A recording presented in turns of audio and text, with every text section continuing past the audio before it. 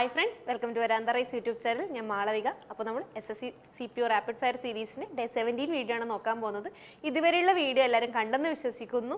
അപ്പോൾ നമുക്ക് എക്സാമിൻ്റെ ഡേറ്റ് കുറച്ചും കൂടി നീട്ടിയിട്ടുണ്ട്. അപ്പോൾ ആ ദിവസങ്ങളും കൂടി നമ്മൾ ഗുണപ്രദമായിട്ട് നോക്കുകയാണെങ്കിൽ നമുക്ക് ഇപ്രാവശ്യത്തെ നല്ല റിസൾട്ട് തന്നെ നമുക്ക് നേടാൻ പറ്റുന്നതായിരിക്കും. അപ്പോൾ നമുക്ക് ഇന്നത്തെ 10 ക്വസ്റ്റിനും അതുമായിട്ട് റിലേറ്റ് ചെയ്ത ഫാക്ട്സും നോക്കാം. അപ്പോൾ ഫസ്റ്റ് ക്വസ്റ്റ്യൻ എന്താ? TH Vinayakram, a famous musician, is associated with which musical instrument? Options okay. Ghatam, mridangam, sarod, tabla. ഏതാ കറക്റ്റ് ആൻസർ? കറക്റ്റ് ആൻസർ എന്ന് പറയുന്നത് ഖതമാണ്. എന്താ ഈ ഇൻസ്ട്രുമെൻ്റ് ആണ് ഖതം എന്ന് പറയുന്നത്. ഖതം എന്ന് പറയുന്നൊരു മൺകുടം പോലുള്ളൊരു ഇൻസ്ട്രുമെൻ്റ് ആണ് ഖതം എന്ന് പറയുന്നത്. അതാരാ? TH വിനായകരൻ എന്ന് പറഞ്ഞ മ്യൂസീഷ്യൻ ഈ ഖതം എന്ന് പറഞ്ഞ ഇൻസ്ട്രുമെൻറ്റിലാണ് ഫേമസ് ആയിട്ടുള്ളത്. ഇനി ഖതത്തിനെ കുറിച്ച് നോക്കുവാണെങ്കിൽ അതൊരു മൺകുടാണ്, എർത്തൻവെയർ പോട്ടാണ്, അതുപോലെ തന്നെ ഒരു വലിയ പോട്ടാണ്. അതിൻ്റെ വായ എന്ന് പറയുന്നത് ചെറിയൊരു വാവട്ടായിരിക്കും. ചെറിയൊരു വാവട്ടുള്ളൊരു മൺകുടാണ് ഈ ഖതം എന്ന് പറയുന്നത്.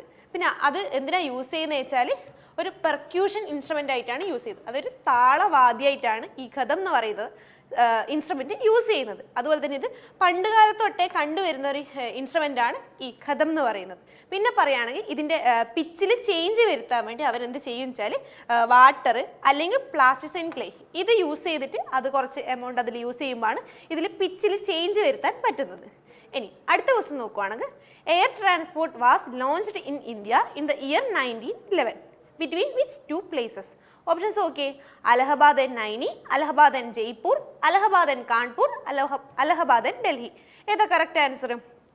കറക്റ്റ് ആൻസർ എന്ന് പറയുന്നത് അലഹബാദ് ആൻഡ് നൈനിയാണ്. അലഹബാദും നൈനിയിലും രണ്ട് സ്ഥലങ്ങളെ കണക്ട് ചെയ്തുകൊണ്ടാണ് 1911 ആദ്യമായിട്ട് എയർ ട്രാൻസ്പോർട്ട് തുടക്കമിട്ടത്. ഇനി അതിനെക്കുറിച്ച് പറയുകയാണെങ്കിൽ നമ്മൾ ആ ഡേറ്റും കൂടി നോക്കും. ഫെബ്രുവരി 18, 1911 ആദ്യമായിട്ട് എന്താ first commercial civil aviation flight start ചെയ്തത്. എവിടൊക്കെ തമ്മിൽ? അലഹബാദും നൈനി ജംഗ്ഷനും. അലഹബാദും നൈനി ജംഗ്ഷനും കണക്ട് ചെയ്താണ് ആദ്യത്തെ first commercial civil aviation flight തുടക്കം കുറിച്ചത്. ഈ അലഹബാദും നൈനി എന്ന് പറഞ്ഞ ഒരു 6 മൈൽസ് ദൂരമാണ് അത് തമ്മിൽ ഉള്ളത്. അതുപോലെ തന്നെ പറയുകയാണെങ്കിൽ ഇത് വേൾഡിലെ ഫസ്റ്റ് എയർമെയിൽ സർവീസ് ആയതുകൊണ്ട് തന്നെ ഇതിനെ വേൾഡ്സ് ഫസ്റ്റ് എന്നാണ് അറിയപ്പെടുന്നത്. വേൾഡിൽ തന്നെ ഫസ്റ്റ് എയർമെയിൽ സർവീസ് ആയതുകൊണ്ട് ഇതിനെ വേൾഡ്സ് ഫസ്റ്റ് എന്നാണ് അറിയപ്പെടുന്നത്.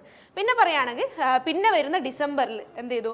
ഇന്ത്യൻ സ്റ്റേറ്റ് എയർ സർവീസും അതുപോലെ തന്നെ imperial airway of the UK തമ്മിൽ ബോണ്ട് വെച്ച് അവർ London, Karachi, Delhi flight start ചെയ്തു. ലണ്ടൻ, കറാച്ചി, ഡൽഹി ഫ്ലൈറ്റ് ഇത് എന്ന് പറയുന്നത് first international flight to and fro from India. ഇന്ത്യയിൽ നിന്ന് ടു ആൻഡ് ഫ്രോ ആയിട്ടുള്ള ആദ്യത്തെ ഇൻ്റർനാഷണൽ ഫ്ലൈറ്റ് ആണ് ആരൊക്കെ തമ്മിൽ? ഇന്ത്യൻ സ്റ്റേറ്റ് എയർ സർവീസും അതുപോലെ തന്നെ imperial airway of the UK തമ്മിൽ ബോണ്ട് വെച്ച് തുടങ്ങിയത്. എവിടെയൊക്കെ? ലണ്ടനിൽ നിന്ന് കറാച്ചി, കറാച്ചിയിൽ നിന്ന് ഡൽഹി. അതായിരുന്നു ഫ്ലൈറ്റ്. ഇനി പിന്നെ പറയുകയാണെങ്കിൽ 1915 1929 അടക്കമായിട്ട് ആര്? ടാറ്റ സൺസ് അവർ 1915 അതുപോലെ തന്നെ ദ റോയൽ എയർഫോഴ്സ് 1920 എന്താ അവർ ആദ്യത്തെ റെഗുലർ എയർമെയിൽ സർവീസസ് തുടങ്ങി. എവിടൊക്കെ തമ്മിൽ? Karachi and Madras and Karachi and Bombay. ഈ സ്ഥലങ്ങൾ തമ്മിൽ അവർ ആരൊക്കെ? ടാറ്റ സൺസും അതുപോലെ തന്നെ ആര്? ദ റോയൽ എയർഫോഴ്സും കൂടി സർവീസസ് തുടങ്ങി. ഈ സർവീസസ് തുടങ്ങി. ഇതെന്ന് പറയുന്നത് പിന്നെ എവിടെയൊക്കെ തമ്മിൽ? കറാച്ചി, മദ്രാസ് അതുപോലെ കറാച്ചി, ബോംബെ ഈ സ്ഥലങ്ങൾ തമ്മിലായിരുന്നു ആദ്യത്തെ റെഗുലർ എയർമെയിൽ സർവീസസ് തുടങ്ങിയത്. പിന്നെ 1924 അവർ കുറച്ച് എയർപോർട്ട് കൺസ്ട്രക്ട് ചെയ്തു. എവിടെയൊക്കെ? കൽക്കട്ട, അലഹബാദ്, ബോംബെ. 1924 കൽക്കട്ട, അലഹബാദ്, ബോംബെ ഈ സ്ഥലങ്ങളിലാണ് ആദ്യമായിട്ട് എയർപോർട്ട് കൺസ്ട്രക്ട് ചെയ്തത്. പിന്നെ പറയുകയാണെങ്കിൽ ഡിപ്പാർട്ട്മെൻറ്റ് ഓഫ് സിവിൽ ഏവിയേഷൻ തുടക്കം കുറിച്ചു. അതുപോലെ തന്നെ എയറോ ക്ലബ് ഓഫ് ഇന്ത്യയും എപ്പം? 1927 ഡിപ്പാർട്ട്മെൻറ്റ് ഓഫ് സിവിൽ ഏവിയേഷനും അതുപോലെ തന്നെ എയറോ ക്ലബ് ഓഫ് ഇന്ത്യയും തുടക്കം കുറിച്ചു. പിന്നെ പറയുകയാണെങ്കിൽ ഇന്ത്യൻ ഏവിയേഷൻ ആക്ട് 1937 കൊണ്ടുവന്നു. ഇന്ത്യൻ ഏവിയേഷൻ ആക്ട് കൊണ്ടുവന്നത് 1937. പിന്നെ പറയുകയാണെങ്കിൽ 1940 മൈസൂർ ഗവൺമെൻറ്റിൻ്റെ സഹായത്തോടു കൂടി Hindustan aeronautic limited HAL setup ചെയ്തു. മൈസൂർ ഗവൺമെൻറ്റിൻ്റെ സഹായത്തോടു കൂടി 1940 ഹിന്ദുസ്ഥാൻ എയറോനോട്ടിക് ലിമിറ്റഡ് തുടക്കം കുറിച്ചു. ഇനി നമ്മൾ എയർ ഇന്ത്യയെക്കുറിച്ച് നോക്കുകയാണെങ്കിൽ 1932 എയർ ഇന്ത്യ സ്റ്റാർട്ട് ചെയ്തത്. ആര്? ടാറ്റ സൺസ് ആണ് തുടക്കം കുറിച്ചത്. അതിന് പിന്നെ പേര് മാറ്റിയിട്ട് ടാറ്റ എയർ സർവീസ് പേര് വന്നു. എയർ ഇന്ത്യ എന്നുള്ളതായിരുന്നില്ല, ആദ്യത്തെ ടാറ്റ സൺസ് ആയിരുന്നു. പിന്നെ അത് ടാറ്റ എയർ സർവീസിന് പേര് മാറ്റി. അതുപോലെ ടാറ്റ എയർ സർവീസ് ഒരു പബ്ലിക് സെക്ടറായി എപ്പം 1946. പിന്നെ അത് പേര് മാറ്റി എയർ ഇന്ത്യ എന്ന് വരുമായിരുന്നു. അതായത് എയർ ടാറ്റ സർവീസ് ആയിരുന്നു പിന്നെ എയർ ഇന്ത്യ ആയിട്ട് മാറിയത്. അതുപോലെ പിന്നെ പറയുകയാണെങ്കിൽ 1954 എയർ കോർപ്പറേഷൻ ആക്ട് പ്രകാരം പിന്നെ ഗവൺമെൻറ് ഓഫ് ഇന്ത്യ ആണ് ഇതിനെ കൺട്രോൾ ചെയ്തത്. 1953 വന്ന എയർ കോർപ്പറേഷൻ ആക്ട് പ്രകാരം പിന്നെ ഗവൺമെൻറ് ഓഫ് ഇന്ത്യ ആണ് എയർ ഇന്ത്യ കൺട്രോൾ ചെയ്തത്. ഇത് നമ്മൾ അടുത്ത ക്വസ്റ്റ്യൻ നോക്കുവാണെങ്കിൽ coulomb per second is a unit of which of the following. അപ്പോൾ options okay, capacitance, resistance, electric current, magnetism. ഏതാ കറക്റ്റ് ആൻസർ? കറക്റ്റ് ആൻസർ എന്ന് പറയുന്നത് ഇലക്ട്രിക് കറന്റ് ആണ്. നമ്മൾ ആൻസർ ഇലക്ട്രിക് കറന്റ്. ഏത്? കൊളം പെർ സെക്കൻഡ് എന്ന് പറയുന്നത് ഇലക്ട്രിക് കറന്റ് ആണ്. ഇനി നമ്മൾ അതിനെക്കുറിച്ച് നോക്കുവാണെങ്കിൽ ഇലക്ട്രിക് കറന്റ് എന്ന് പറഞ്ഞാൽ the flow of electric charge per unit time. ഒരു യൂണിറ്റ് ടൈമിൽ ഫ്ലോ ചെയ്യുന്ന ഇലക്ട്രിക് ചാർജിനെയാണ് നമ്മൾ ഇലക്ട്രിക് കറന്റ് എന്ന് പറയുന്നത്. അതുപോലെ അതിൻ്റെ SI യൂണിറ്റ് എന്ന് പറയുന്നത് എന്താ? SI യൂണിറ്റ് എന്ന് പറഞ്ഞാൽ ആംബിയർ. അത് നമ്മൾ A എന്ന് ഡിനോട്ട് ചെയ്യും. ആംബിയർ എന്നുള്ളതാണ് അതിൻ്റെ SI യൂണിറ്റ്. അല്ലെങ്കിൽ കുളം പെർ സെക്കൻഡ് എന്ന് പറയാം. നമ്മൾ ക്വസ്റ്റിൽ കണ്ട പോലെ കുളം പെർ സെക്കൻഡ് എന്ന് പറയുന്നതാണ് അതിൻ്റെ SI യൂണിറ്റ്. പിന്നെ ഈ ഇലക്ട്രിക് കറന്റ് എന്ന് പറയുന്നത് സ്കെയിലാർ ക്വാണ്ടിറ്റിയാണ്. പക്ഷേ ഇതിൽ ശ്രദ്ധിക്കേണ്ട ഒരു കാര്യം എന്താണെന്ന് പറഞ്ഞാൽ ഇത് സ്കെയിലാർ ക്വാണ്ടിറ്റി ആണെങ്കിലും ഇതിന് ബോത്ത് മാഗ്നിറ്റ്യൂഡ് ആൻഡ് ഡയറക്ഷൻ ഉണ്ട്. ബോത്ത് മാഗ്നിറ്റ്യൂഡ് ആൻഡ് ഡയറക്ഷൻ ഉണ്ടെങ്കിലും ഇതൊരു സ്കെയിലാർ ക്വാണ്ടിറ്റിയാണ്. എന്തുകൊണ്ട്? ലോ ഓഫ് ഓർഡിനറി ആൾജിബ്ര പ്രകാരം ഇതൊരു സ്കെയിലാർ ക്വാണ്ടിറ്റിയായി മാറുന്നതാണ്. ഇനി അടുത്ത ക്വസ്റ്റ്യൻ നോക്കുകയാണെങ്കിൽ from which countries constitution has the constitution of India borrowed the feature of single citizenship and parliamentary system of government. Options okay, Australia, Canada, the US, the UK. ഏതാ correct answer? Correct answer എന്ന് പറഞ്ഞാൽ UK ആണ്. നമ്മൾ ഈ question ഇതിനു മുമ്പ് discuss ചെയ്തിട്ടുണ്ട്. അപ്പോൾ നമ്മൾ ഈ UK പഠിക്കാൻ നമ്മളൊരു കോഡും പഠിച്ചതാണ്. ഇപ്പോൾ നമ്മൾ നോക്കുവാണെങ്കിൽ UK ബോറോ ചെയ്ത് നമ്മൾ ഇന്ത്യയിലെ ഫീച്ചേഴ്സ് ഏതല്ല? Parliamentary government, rule of law, legislative procedure, single citizenship, cabinet system, writs, parliamentary privileges, bicameralism. ഇതെല്ലാം നമ്മൾ UK ബോറോ ചെയ്തിട്ടുള്ളത്. അപ്പോൾ ഇത് പഠിക്കാൻ നമ്മളൊരു കോഡ് പഠിച്ചായിരുന്നു. ഏതാ കോഡ്? പാർലേജി ബിസ്ക്കറ്റ്.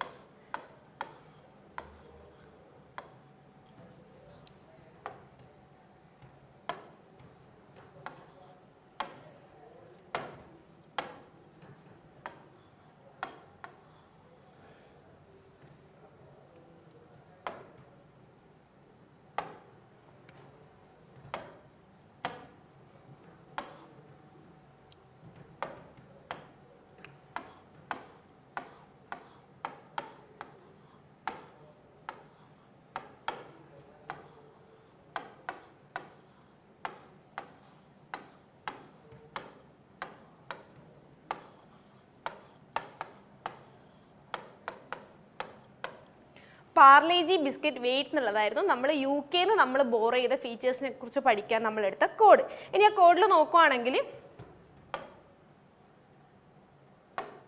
നമ്മൾ ആദ്യം നോക്കിയാൽ PA വരുമ്പോൾ നമുക്കിൽ നിന്ന് പാർലമെന്ററി ഗവൺമെന്റും അതുപോലെ തന്നെ പാർലമെന്ററി പ്രിവിലേജും ഈ PAയിൽ നമുക്ക് ഇൻക്ലൂഡ് ചെയ്യാം. PAയിൽ വരുന്നതാണ് പാർലമെന്ററി ഗവൺമെന്റും അതുപോലെ തന്നെ പാർലമെന്ററി പ്രിവിലേജും. ഇനിയിപ്പോൾ RL നോക്കിയേ. RL നോക്കുമ്പോൾ നമുക്ക് എന്താ ഇതിൽ റൂൾ ഓഫ് ലോ കിട്ടും. RL വരുമ്പോൾ റൂൾ ഓഫ് ലോ വന്നു. അതുപോലെ LE നോക്കിയേ. LE നോക്കുമ്പോൾ നമുക്ക് എന്ത് കിട്ടും? Legislative procedure. LEയിൽ ലെജിസ്ലേറ്റീവ് പ്രൊസീജിയർ. അതിപ്പോൾ നമുക്ക് പാർലേന്ന് വരുമ്പോൾ നമുക്ക് വരുന്ന 4 ബോറോയിങ്സ് ആണ്. ഏതെല്ലാം? PA വരുമ്പം പാർലമെന്ററി ഗവൺമെന്റ് അതുപോലെ തന്നെ പാർലമെന്ററി പ്രിവിലേജസ്. RL വരുമ്പോൾ റൂൾ ഓഫ് ലോ. LE വരുമ്പോൾ നമുക്ക് ലെജിസ്ലേറ്റീവ് പ്രൊസീജിയർ കിട്ടും. അപ്പോൾ പാർലേന്ന് ഇത്ര കിട്ടി. ഇനി ബിസ്ക്കറ്റ് നോക്കുവാണെങ്കിൽ BI വരുമ്പം ബൈക്യാമറലിസം വന്നു. ബൈക്യാമറലിസം നമുക്ക് BIയിൽ വന്നു. ഇനി SC നോക്കുവാണെങ്കിൽ സിംഗിൾ സിറ്റിസൺഷിപ്പ്. എന്നാൽ SC നേരെ തിരിച്ചത് CS നോക്കുമ്പോൾ നമുക്ക് ക്യാബിനറ്റ് സിസ്റ്റം കിട്ടും. BI bicameralism, SC single citizenship, അതുപോലെ CS വരുമ്പം എന്താ? Cabinet system. അങ്ങനെ വന്നു. ഇനി ഒരെണ്ണം ബാക്കിയുള്ളത് റിട്സ് ആണ്. റിട്സ് എന്ന് പറയുമ്പോൾ നമ്മൾ വെയിറ്റ് എന്ന് പറയുമ്പോൾ ഈ W, ആ W വെച്ച് നമുക്ക് എന്താ റിട്സിനെയും കൂടി ഇൻക്ലൂഡ് ചെയ്യാം. അപ്പോൾ നമ്മൾ UK എടുത്തതിൻ്റെ വെച്ച് നമ്മൾ പഠിക്കുന്ന കോഡാണ് പാർലേജി ബിസ്ക്കറ്റ് വെയ്റ്റ്സ്. അപ്പോൾ നമുക്ക് അടുത്ത ക്വസ്റ്റിലേക്ക് നോക്കാം. അടുത്ത ക്വസ്റ്റ്യൻ നോക്കിയേ. In which of the following state of India the reserve of silver are not found? Options okay, Odisha, Jharkhand, Andhra Pradesh, Gujarat. ഏതാ കറക്റ്റ് ആൻസർ? കറക്റ്റ് ആൻസർ എന്ന് പറയുന്നത് ഗുജറാത്താണ്. അപ്പോൾ നമുക്ക് അതിനെക്കുറിച്ച് നോക്കുവാണെങ്കിൽ ഇപ്പം നമ്മൾ ഇന്ത്യയിൽ നോക്കുവാണെങ്കിൽ ടോട്ടൽ 1/4/2015 നോക്കുമ്പോൾ ടോട്ടലായിട്ട് 29,982 ടൺസ് ഓഫ് സിൽവർ റിസർവ്സ് ആണ് നമുക്ക് കിട്ടിയിട്ടുള്ളത്. അതിൽ തന്നെ 7,172 എണ്ണം റിസർവ് ആയിട്ടുള്ളതാണ്. ബാക്കിയുള്ള 22,810 ടൺസ് റിമൈനിങ് റിസോഴ്സ് എന്നാണ് വരുന്നത്. അപ്പോൾ നമ്മൾ നോക്കുവാണെങ്കിൽ ടോട്ടലുള്ള 29,982 ടൺസും അതിൽ നിന്ന് 7,172 എണ്ണമാണ് റിസർവ് ആയിട്ടുള്ളത്. ഇനിയിപ്പോൾ പറയുകയാണെങ്കിൽ രാജസ്ഥാനാണ് ഏറ്റവും കൂടുതൽ സിൽവറിൻ്റെ അക്യുമുലേഷൻ വരുന്നത്. 87% നമുക്ക് രാജസ്ഥാനിൽ നിന്നാണ് കിട്ടുന്നത്. ഇനി ബാക്കി നോക്കുവാണെങ്കിൽ ജാർഖണ്ഡിൽ നിന്നൊരു 5%, ആന്ധ്രാപ്രദേശിൽ നിന്ന് ഒരു 3%, കർണാടകയിൽ നിന്നൊരു 2%, പിന്നെ വരുന്ന ബാക്കിയുള്ള 3% വരുന്നത് മധ്യപ്രദേശ്, ഉത്തരാഖണ്ഡ്, ഒഡീഷ, മേഘാലയ, സിക്കിം, തമിഴ്നാടു, പിന്നെ മഹാരാഷ്ട്ര. ഇതെല്ലാം കൂടിയിട്ടാണ് ബാക്കിയുള്ള 3% വരുന്നത്. അതായത് രാജസ്ഥാനിൽ നിന്ന് ഒരു 87%, പിന്നെ ജാർഖണ്ഡിൽ നിന്ന് 5, ആന്ധ്രാപ്രദേശിൽ നിന്ന് 3, കർണാടകയിൽ നിന്ന് 2. പിന്നെ കഴിഞ്ഞാൽ ബാക്കിയുള്ള 3% വരുന്നത് മധ്യപ്രദേശ്, ഉത്തരാഖണ്ഡ്, ഒഡീഷ, മേഘാലയ, സിക്കിം, തമിഴ്നാട്, പിന്നെ മഹാരാഷ്ട്ര. ഇതെല്ലാം കൂടിയാണ് ഒരു 3% വരുന്നത്. ഇതെല്ലാം എന്തിൻ്റെ സിൽവറിൻ്റെ ഓറിൻ്റും ആ മെറ്റൽ ഇതായിട്ടാണ് വരുന്നത്. ഇനി ഗുജറാത്ത് നമ്മൾ നേരത്തെ പറഞ്ഞാൽ ഗുജറാത്താണ് ഇല്ലാത്തത്. ഇനി ഗുജറാത്തിൽ ഏതാ വരുന്നത്? പെട്രോളിയം ഡെപ്പോസിറ്റ് ആണ് ഗുജറാത്തിൻ്റെ മെയിനായിട്ട് വരുന്നത്.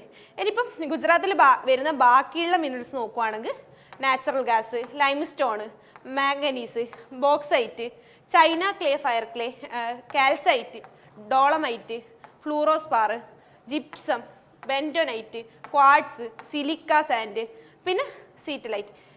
ഇതൊക്കെയാണ് ഗുജറാത്തിൽ വരുന്ന ബാക്കിയുള്ള ഐറ്റം. ഇനി ഇതിൽ നോക്കിയാൽ ഗുജറാത്തിൽ നിന്ന് മാത്രം കിട്ടുന്ന കുറച്ച് ഇതുണ്ട്. അതാണ് അഗൈറ്റ് ചോക്കും പെർലൈറ്റും. ഇത് ഗുജറാത്തിൽ നിന്ന് മാത്രമേ നമുക്ക് നമ്മുടെ ഇന്ത്യയിൽ നിന്ന് കിട്ടുന്നുള്ളൂ.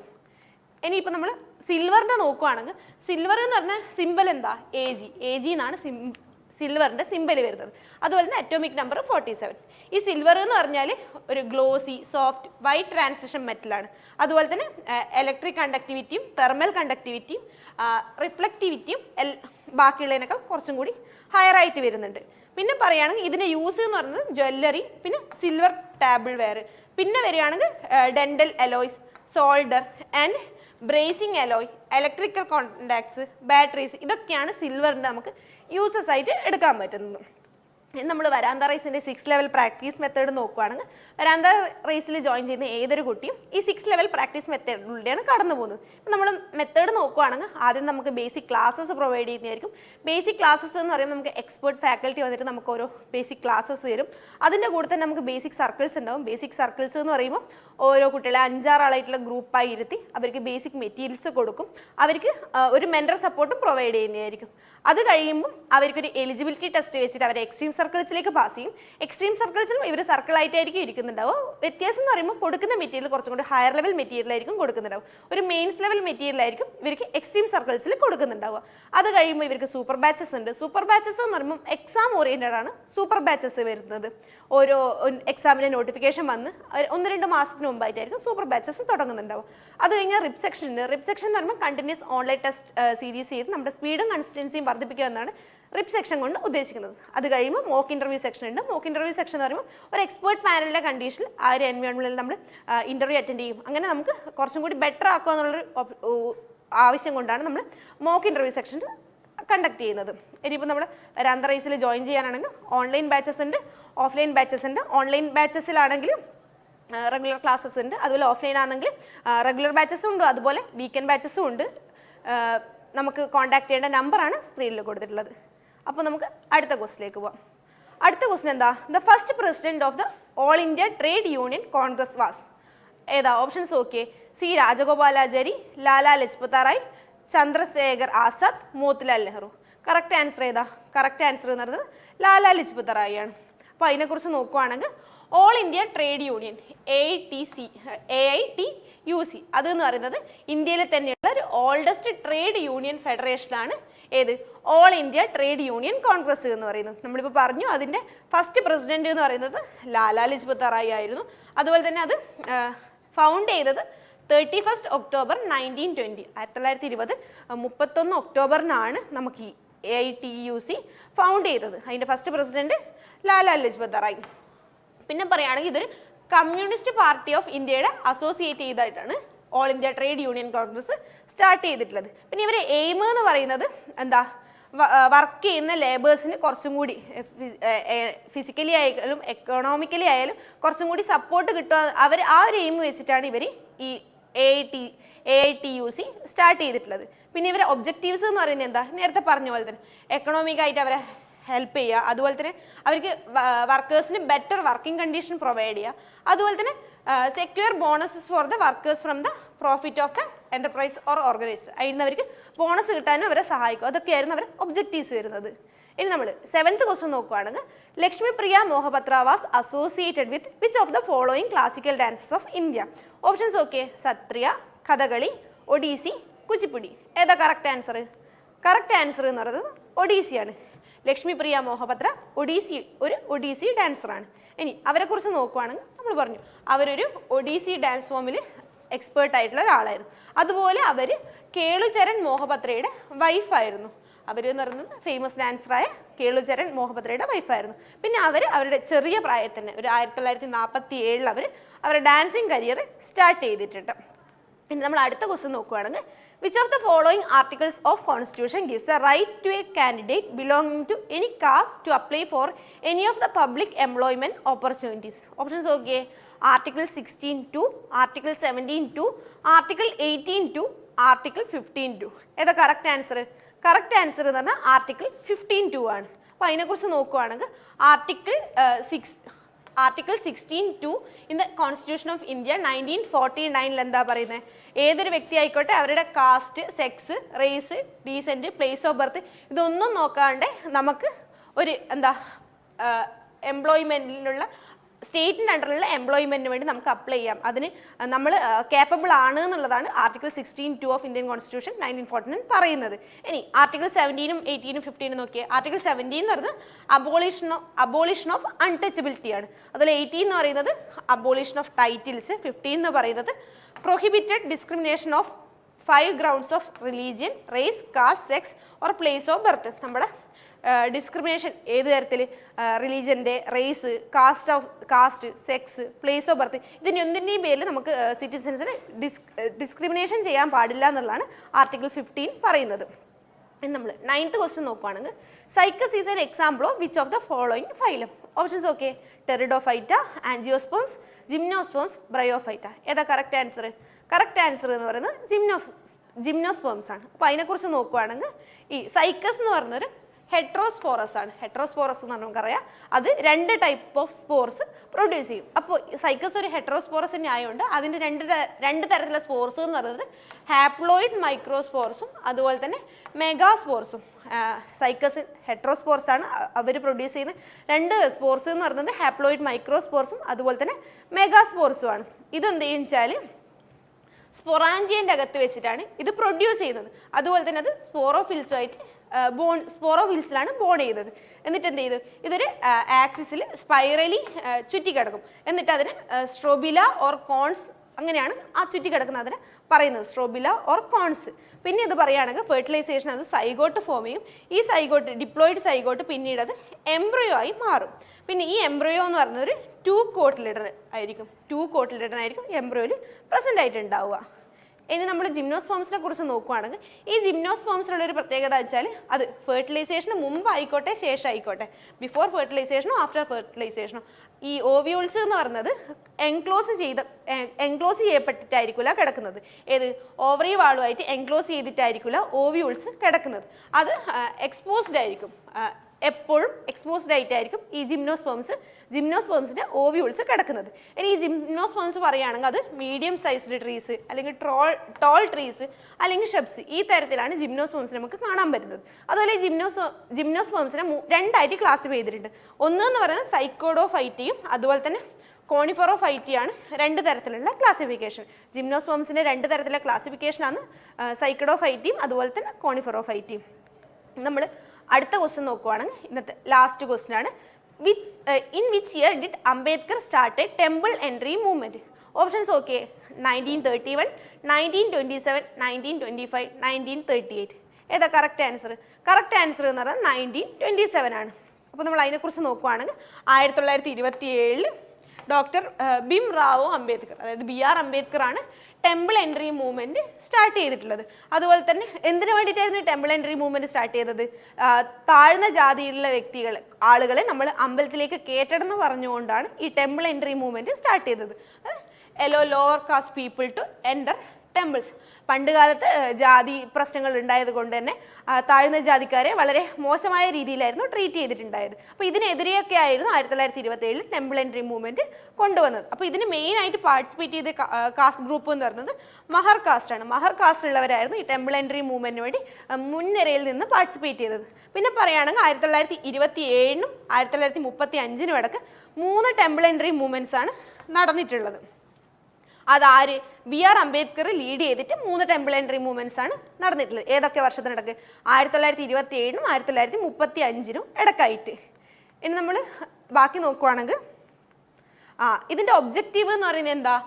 To expose the caste prejudices that existed within the Indian society. Indian സൊസൈറ്റിയിൽ കാണുന്ന ജാതിയിലെ വ്യവസ്ഥകളെക്കുറിച്ചും അതിനെതിരെയായിട്ടായിരുന്നു ഇതിൻ്റെ ഒബ്ജക്റ്റീവായിട്ട് BR അംബേദ്കർ കൊണ്ടുവന്നിട്ടുള്ളത്. ഇനി ഈ BR അംബേദ്കർ എന്ന് പറഞ്ഞ വ്യക്തിയും ഒരു മഹർ ഫാമിലിയിൽപ്പെട്ട വ്യക്തിയാണ്. മഹർ ഫാമിലിയിലായിരുന്നു ഡോക്ടർ BR അംബേദ്കറും ജനിച്ചിട്ടുണ്ടായിരുന്നു. അതുകൊണ്ട് തന്നെ ഇദ്ദേഹം കുഞ്ഞുനാളിൽ കുറേ കാസ്റ്റ് ഡിസ്ക്രിമിനേഷനെതിരായിട്ട് കുറേ ദുരനുഭവങ്ങൾക്ക് ഉടമയായിരുന്നു. പിന്നെ പറയുകയാണെങ്കിൽ അദ്ദേഹത്തിൻ്റെ ഉപരിപഠനത്തിനായിട്ട് US പോവുകയും പിന്നെ 1919 അദ്ദേഹം തിരിച്ചു വന്നതിന് ശേഷം ഈ ഇന്ത്യയിലെ ജാതി വ്യവസ്ഥക്കെതിരായിട്ടുള്ള ഒരു പുസ്തകം അദ്ദേഹം എഴുതുകയും ഉണ്ടായി. അപ്പോൾ നമ്മൾ ഇന്നത്തെ 10 ക്വസ്റ്റ്യൻ ഡിസ്കസ് ചെയ്തിട്ടുണ്ട്. 10 ക്വസ്റ്റ്യൻ നിങ്ങൾ കൃത്യമായിട്ട് റിവൈസ് ചെയ്ത് പോവുക. അപ്പോൾ നല്ലൊരു തരത്തിൽ നമുക്ക് എക്സാമിൽ നല്ല മാർക്ക് സ്കോർ ചെയ്യാൻ പറ്റും. അപ്പോൾ അടുത്ത വീഡിയോയിലേക്ക് കാണുമ്പോൾ താങ്ക് യു.